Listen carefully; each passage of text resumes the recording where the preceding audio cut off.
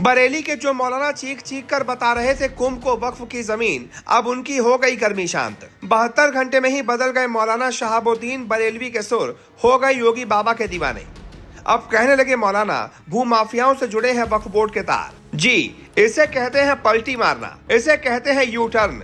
इतनी जल्दी तो गिरगिट भी रंग नहीं बदलता जितनी जल्दी मौलाना साहब बदल गए। दरअसल उत्तर प्रदेश के प्रयागराज में आयोजित होने वाले महाकुंभ के शुरू होने में अब कुछ ही दिन बाकी रह गए हैं। योगी सरकार महाकुंभ मेले को दिव्य और भव्य बनाने में कोई कोर कसर नहीं छोड़ना चाहती। हालांकि मौलाना शहाबुद्दीन रजवी के कुंभ मेले की जमीन को वक्फ बोर्ड की होने का दावा करने के बाद राजनीति शुरू हो गई। सीएम योगी ने वक्फ बोर्ड को लेकर जोरदार हमला बोल दिया है, जिसके बाद मौलाना शहाबुद्दीन रजवी का एक नया बयान सामने आया है। मौलाना ने मुसलमानों से महाकुंभ आने वाले साधु संतों और श्रद्धालुओं पर पुष्प वर्षा करने की अपील की है। साथ ही कुंभ की तैयारियों और व्यवस्थाओं के लिए सीएम योगी को मुबारकबाद भी दी है। ऑल इंडिया मुस्लिम जमात के राष्ट्रीय अध्यक्ष मौलाना शहाबुद्दीन रजवी बरेलवी ने कुंभ मेले में आए साधु संतों और श्रद्धालुओं को शुभकामनाएं दी। उनकी ख्वाहिश है कि महाकुंभ का मेला अमन और शांति के साथ अच्छे अंदाज में संपन्न हो जाए। मौलाना शहाबुद्दीन रजवी ने प्रयागराज के मुसलमानों से अपील की कि वो खुशहाली और सद्भाव के लिए मोहल्लों और गाँव से गुजरने वाले श्रद्धालुओं पर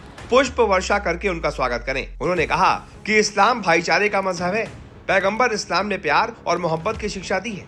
इसके साथ ही मौलाना ने कहा कि सीएम योगी ने महाकुंभ मेले के लिए बहुत शानदार व्यवस्थाएं की हैं। इसके लिए मौलाना ने यूपी के मुख्यमंत्री योगी को मुबारकबाद देते हुए कहा कि करोड़ों लोगों के लिए इंतजाम करना कोई मामूली बात नहीं है। मौलाना शहाबुद्दीन रजवी ने सीएम योगी के वक्फ बोर्ड को लेकर दिए गए बयान का समर्थन किया। उन्होंने कहा कि हमारे बुजुर्गों ने जमीन जायदाद वक्फ को दी थी।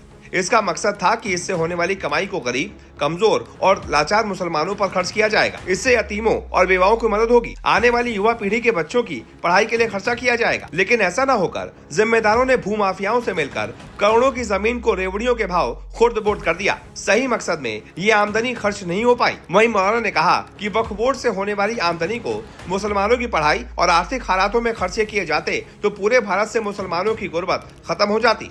इतना ही नहीं, पूरे भारत में एक भी मुसलमान भीख मांगने वाला नहीं दिखता। यानी कि मौलाना साहब जो अभी तक उल्टे सीधे बयान दे रहे थे, वो कितनी जल्दी अपने बयान से ही पलट गए। महाकुंभ की जमीन को वक्फ बोर्ड की संपत्ति बताने वाले अब योगी के बयान को सही बता रहे हैं। अचानक से शहाबुद्दीन रजवी के सुर कैसे बदल गए आप समझ ही सकते हैं। कुछ नहीं, ये सिर्फ और सिर्फ सीएम योगी का डर है, सीएम योगी का खौफ है। इसी खौफ से उत्तर प्रदेश में बदमाश बिलों में घुस गए हैं और अब यही खौफ ऐसे मौलानाओं के सर चढ़कर भी बोल रहा है। ऐसे में आप बताइए, आपको क्या लगता है, इन मौलाना ने अपने सुर क्यों बदले? ये अपने बयान से क्यों पलटे? अचानक से योगी का गुणगान ये कैसे करने लगे? जो भी आपकी राय हो कमेंट करके बताएं और इस वीडियो को शेयर करें। साथ ही साथ अभी तक चैनल को सब्सक्राइब नहीं किया तो उत्तर प्रदेश की तमाम बड़ी खबरों को सबसे तेज और सबसे पहले देखने के लिए चैनल को सब्सक्राइब कर लें।